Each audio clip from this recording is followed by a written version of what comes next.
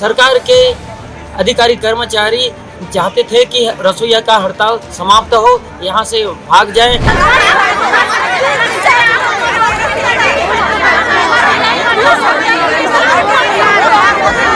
हम लोगों ने किसी भी प्रकार से सरकारी संपत्ति पर तोड़फोड़ नहीं की है, न किसी भी प्रकार से पुलिस के साथ में झूमा झटकी नहीं हुआ है।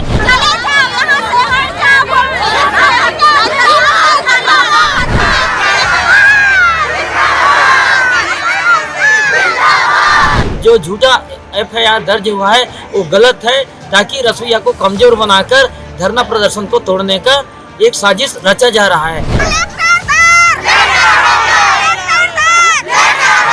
संगठन को और भी कमजोर करने के लिए अभी राज्य शासन ने एक आदेश जारी किया है कि जो भी रसोइया हड़ताल में है उनके जगह में नया रसोइया की नियुक्ति किया जाए।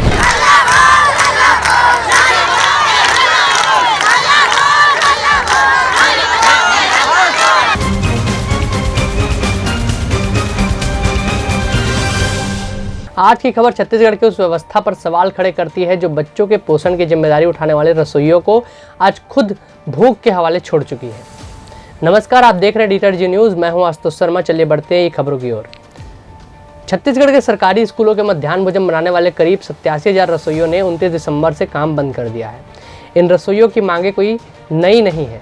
सम्मानजनक मानदेय, नियमित भुगतान और सामाजिक सुरक्षा की मांग है, लेकिन सरकार तक अपनी बात पहुंचाने के लिए इनमें से सैकड़ों रसोइये राजधानी रायपुर के तूता नया रायपुर में पिछले कई दिनों से लगातार धरने पर बैठे हैं।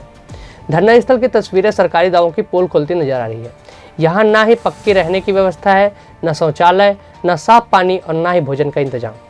रसोइये जो राशन लाए थे वे अब पूरी तरह से खत्म हो चुके हैं। इसके बाद कई रसोइये दान और भीख से मिले राशन से गुजारा कर रहे हैं।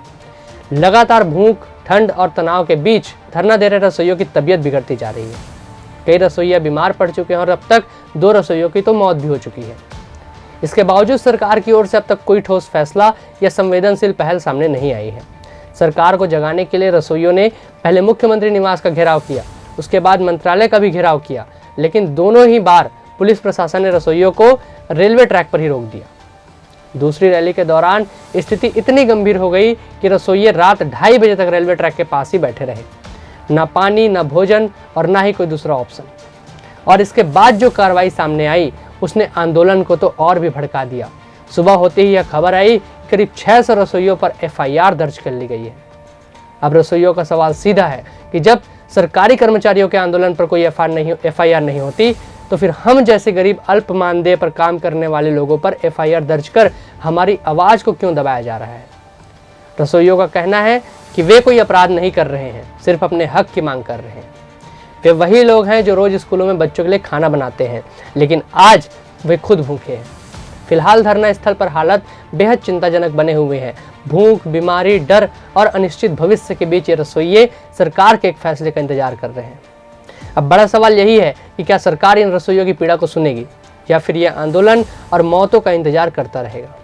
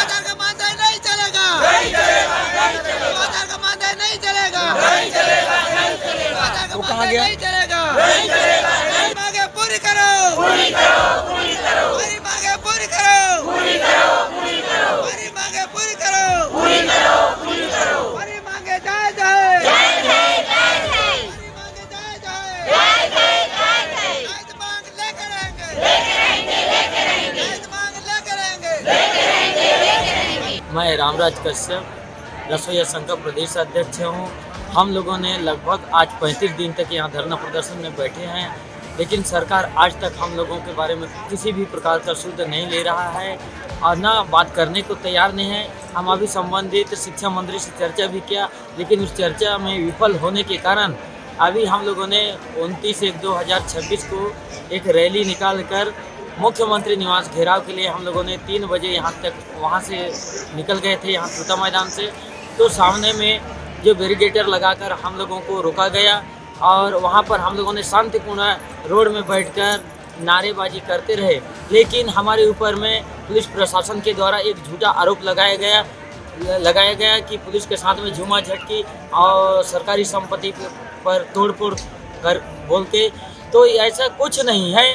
हमको यहाँ हमारी मांग को मनवाने के लिए हम लोगों ने शांतिपूर्ण धरना प्रदर्शन करते हुए हम लोगों ने हमारे आवाज़ को सरकार तक पहुँचाने का प्रयास किया, लेकिन सरकार के अधिकारी कर्मचारी चाहते थे कि रसोईया का हड़ताल समाप्त हो, यहाँ से भाग जाएं ताकि उनको कलेक्टर दर पर मानदेय ना मिले। ऐसा सरकार की मंशा है। मैं इस बारे में खंडन करता हूँ कि हम लोगों ने किसी भी प्रकार से सरकारी संपत्ति पर तोड़फोड़ नहीं की है, ना किसी भी प्रकार से पुलिस के साथ में झूमाझटकी नहीं हुआ है। जो झूठा FIR दर्ज हुआ है वो गलत है, ताकि रसोईया को कमज़ोर बनाकर धरना प्रदर्शन को तोड़ने का एक साजिश रचा जा रहा है। और दूसरी बात, हमारे संगठन को और भी कमज़ोर करने के लिए अभी राज्य शासन ने एक आदेश जारी किया है कि जो भी रसोईया हड़ताल में है उनके जगह में नया रसोईया की नियुक्ति किया जाए, ताकि रसोईया हड़ताल को तोड़कर पुनः घर में वापस जाकर अपने काम पे वापस लौट जाए। ऐसे सरकार की मंशा है।